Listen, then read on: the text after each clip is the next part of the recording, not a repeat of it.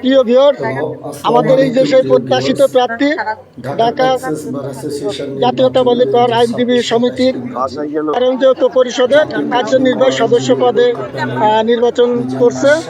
ইনশাল্লাহ তার কাছ থেকে আমরা তার মুখ থেকে শুনি সে কতটা আশাবাদী এবং তার প্রত্যাশিত যেভাবে ভোট আশা করেছিল বা আজকে নির্বাচন সম্পর্কে তার যে প্রত্যাশা ছিল সেটা কতটা পূরণ হতে চাই। আসসালামু আলাইকুম সম্মানিত প্রিয় ভিউয়ার, আশা করি আসন্ন নির্বাচনে যথেষ্ট পরিশ্রম হয়েছে। আমরা প্যানেলগতভাবে নির্বাচন পরিচালনা চালিয়েছি, ব্যক্তিগতভাবে চালিয়েছি, আমার অ্যাসোসিয়েট মেম্বারদের মাধ্যমে চালিয়েছি।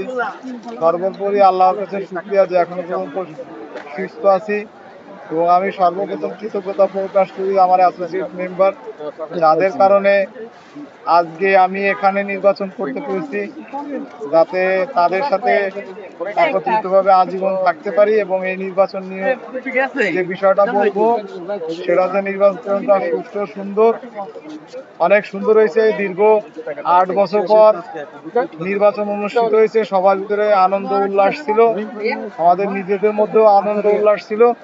এখন ফলাফল পাওয়ার আশায় অপেক্ষা করতে হবে। আশা করি ফলাফল পক্ষে আসবে, এই আশা রাখি। সেটা আসলে সময় অপেক্ষা করতে হবে আসলে কি হয়। আপনারা সকলে দোয়া করবেন। আপনি কোন প্যানেল থেকে নির্বাচন করলেন এবং আপনার ব্যালট নাম্বার কত ছিল একটু বলবেন? আমি হচ্ছে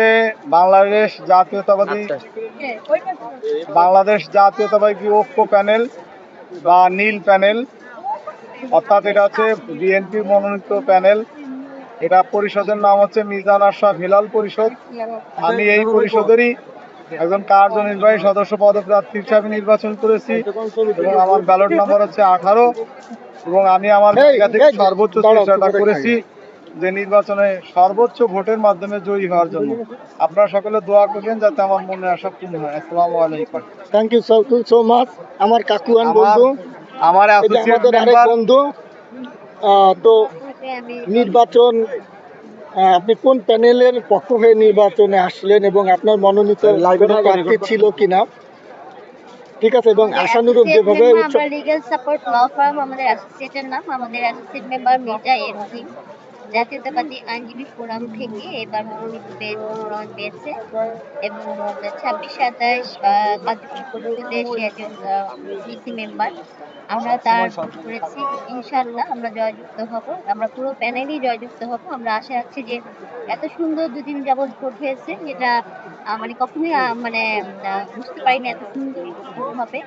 সুষ্ঠুভাবে সুন্দরভাবে এই ভোটটা গ্রহণ করা হয়েছে, নিরপেক্ষভাবে ভোট গ্রহণ করা হয়েছে। তারপর আমরা আশাবাদী যে মির্জা সহ আমাদের পুরো প্যানেল সর্বোচ্চ ভোটকে জয়যুক্ত হবে ইনশাল্লাহ। Thank you so much. তো আরেকটু নিজের পরিচয়টা কিন্তু দেওয়া হয় না, পরিচয়টা দিলে ভালো হয়। আমার নাম সাজেদা বেগম, আমি বাংলাদেশ সুপ্রিম কোর্টে আছি ট্যাক্স হেড এবং ঢাকা ট্যাক্স বারের একজন member. Okay thank you so much. চলছে এখন বন্ধ, আমরা প্রত্যাশা অনেক সুন্দর ভালো একটা রেজাল্ট হবে।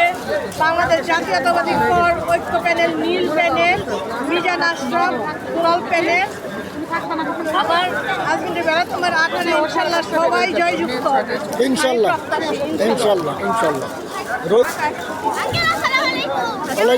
ওয়ালাইকুম আসসালাম।